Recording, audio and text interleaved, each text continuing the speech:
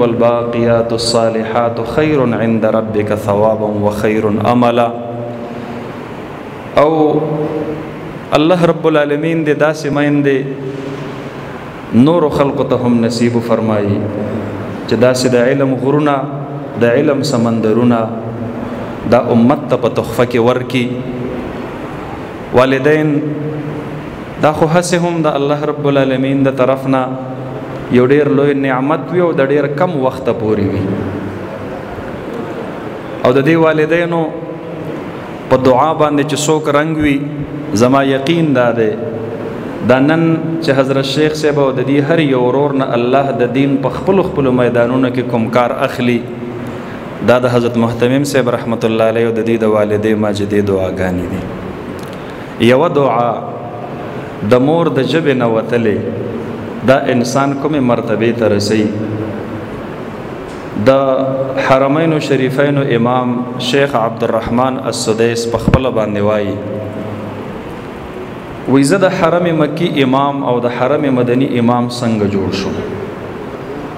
فرمایي وی زما شوم زمون کر ملمانه راغلیو، غریبی وا، زما مور هغې له ملمستیا کړې وه، د ډوډۍ وخت شو، زما شومومه لاړم په لپه کې مې شګې راواخیستلې او یو چونګ شګې مې هغې کټوۍ ته ورتاوې کړلې، هغه سالن د خوراک نه ووتلو.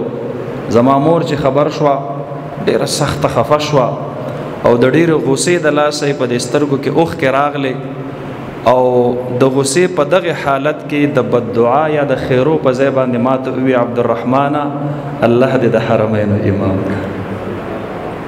فرمایي دا زما د مور د هغې یوه دعا وه، الله رب العالمین د حرمینو امام جوړ کړم.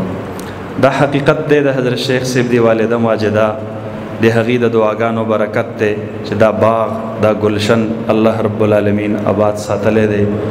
الله دې نور هم آباد لري، الله رب العالمین دې د هغې قبر د نور نه ډک کی او د هغې په فیض او د هغې په برکت دې الله زمونږ او ستاسو بخشش نصیب کی.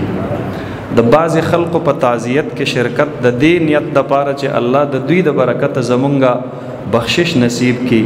زما محترم ورونو دا علماو لیکلی دی، نو په هغې کې یو تعزیت دا نننی تعزیت دی. غالبا زمونږ او ستاسو